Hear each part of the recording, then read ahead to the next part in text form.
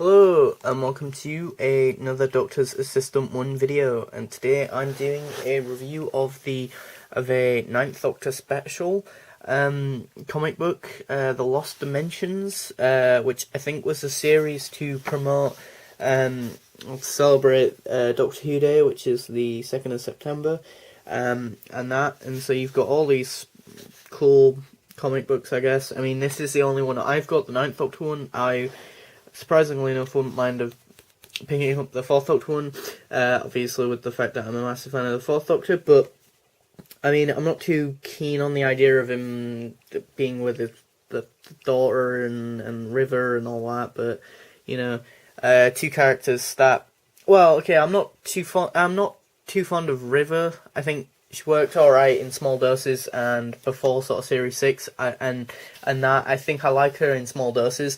And yeah, I don't mind Jenny's character, but I just don't see her working well with the Fourth Doctor or whatever. I don't know. It's just weird how sometimes they bring ideas and elements from the new series to the classics, and they just don't merge well, or they're not as cohesive as other people think they might be. To me, anyway, sometimes. But yeah. So yeah, this is a thing to celebrate Doctor Who Comic Book Day. Which is a thing now, apparently. But yeah, so in the barcode, you've got the TARDIS barcode as usual, 01, which is that it's the first one, I guess, but then it's super confusing because then you've got parts 1 through 8, and this one says that it's part 2. So yeah, not confusing at all. Fairly decent and standard sort of cover. You know, you got Rose, and you've got the Doctor with the sonic screwdriver, and sort of nicely drawn and all that, decent cover. Then on the inside or the back of the front cover, you've got a picture and drawing of the Ninth Doctor, Doctor Who, part 2 of 8. When you've read it, you can comment on that thing. Time Comics website, Twitter, and Facebook.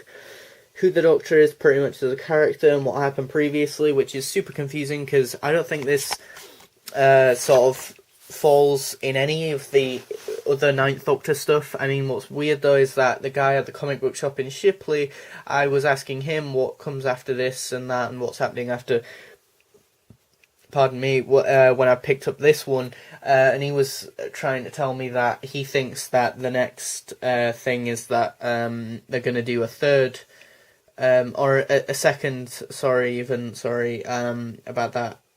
Second series with the Ninth Doctor, because they did a mini-series, 5-part mini-series, then the first sort of series of comic books that were about, I think, 15, 16 issues long, or however long it was. But yeah, so, yeah, I mean, the artwork's nice. I like the idea, and you've got Madame Vastra and Jenny, and that works fairly nice. And, you know, you got sort of old Silurians and stuff. I think it would probably work a lot better if you pick up all 8 of the issues, which I haven't, clearly, and that, but yeah, I think as a standalone it doesn't work too well, because then you've got this random, to me anyway, sort of random, and and also, well, if you read what happened previously, then it mentions about the Doctor, or just read some of this general bit, then it already tells you there,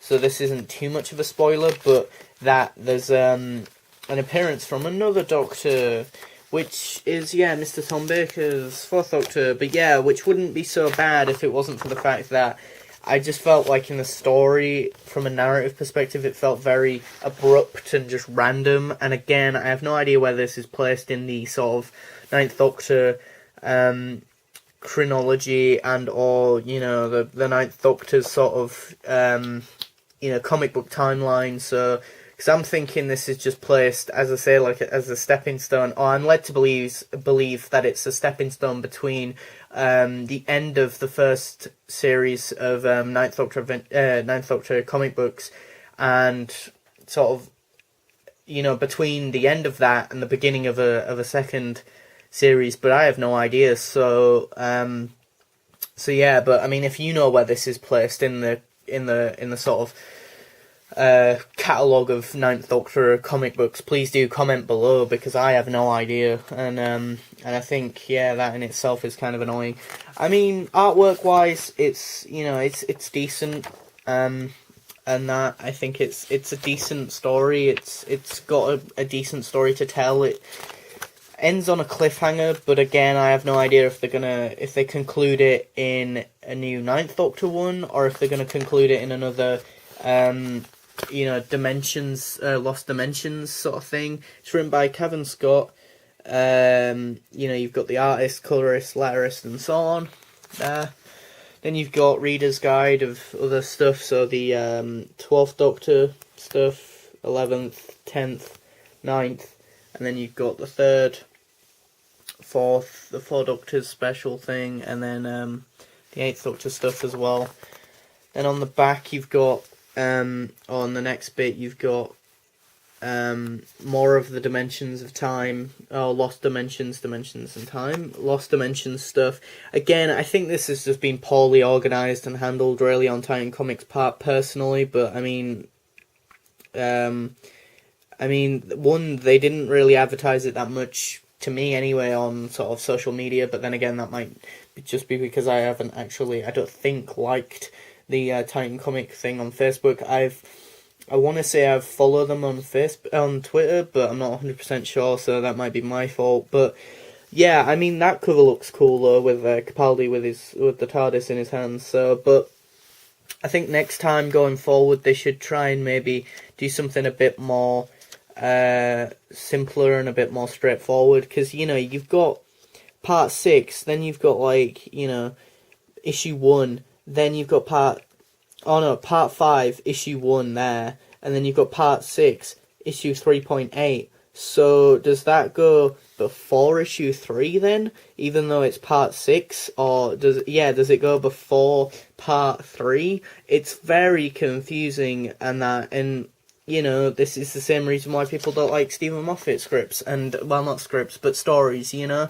Then you've also got, you know, and so we don't need that in as, you know, in the comic books as well, because then it just becomes a bit, you know, overwhelming and overbearing, and that's when you start losing people picking up the comic books or watching the show, you know, or a particular episode, or, you know, hesitant to pick up a certain issue or graphic novel or whatever. What else is coming out from Titan Comics this month? Apparently Sherlock stuff, Stupid Torchwood, which, yeah, I didn't particularly fancy.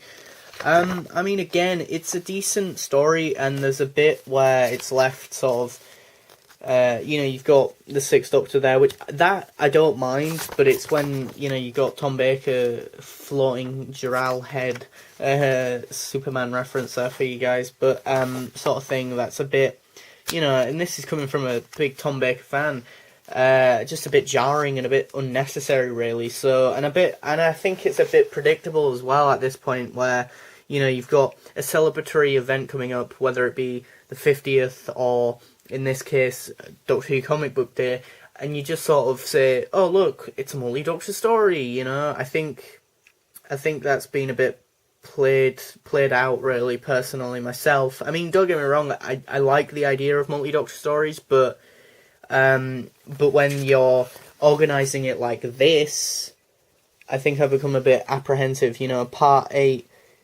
you know, or part 7, issue 2 or whatever. It's so confusing and jarring, to me at least, anyway. So, but I mean, if you don't find it confusing, great, more power to you, and that, but I do, and that's annoying for me, so, I need to kind of vent that out. But no, there is a cool bit where the Doctor has to talk to one of the Silurians about something, and he's like, yeah, like, he asks if the Doctor can stay for a minute, and then he does, but we don't find out what that Silurian said to the Doctor, so that was really curious, and the way it ends is decent. It's just, I don't know, you know, what to pick up next, and as a consumer, that's a bit disconcerting, personally. You've got this nice effect of, like, you know, it's almost like Lost at this point, where they're shipwrecked on an island and that. I love the fact that they've paid nice homage to the original sort of Silurian design as well. I love that, because a lot of fans, myself included, much prefer the old school sort of Silurian design than, you know, the new one. Although I think the new one pays or is works a lot better in sort of this medium, you know, that is comic books over sort of the televised one. I think they're a bit too sort of streamlined and modernized, that to the point where they could practically be a different, you know, alien, and that from that, you know, to that is very different. But I think as I say, in comic book form, the new Silurian design isn't too bad and not too different from this one, I guess. I mean, what is a bit odd is they're using the new guns as well, which, if you recall, I think in Doctor Who and the Silurians, I want to say they used to like shoot like beams of energy from the third eye, which in their sort of heads there, I want to say. But I mean, it's just a little nitpick there. That bit. Cool panel with a monster as usual. Seems to be a big trend of Ninth Doctor ones, I guess. So yeah, I don't know where this is placed in the Ninth Doctor's run. I don't know what's coming up, you know, sort of what's come before it and what's coming after it. So, which is kind of annoying on my part, you know. So I'm gonna have to try and find some sort of clarification there. But at the end of the day, I don't feel like I should have to, because at the end of the day, if I pick something up and buy a piece of entertainment and or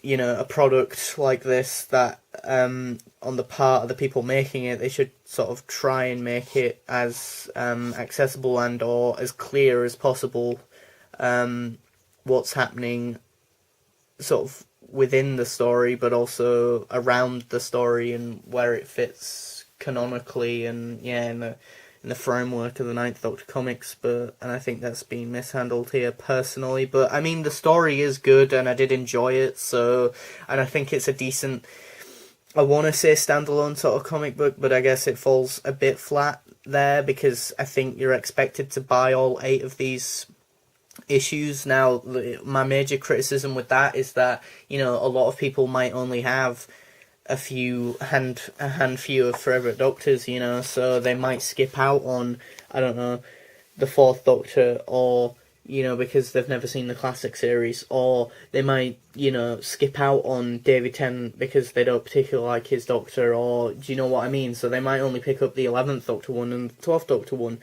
and that becomes problematic if there's lots of bits and pieces in that story that are tied in with the David Tennant one and the 4th Doctor one, you know, and the 9th Doctor one, you know, as I say, because they might have only picked up the Matt Smith one and the Capaldi one, or ones even, because there seems to be 2.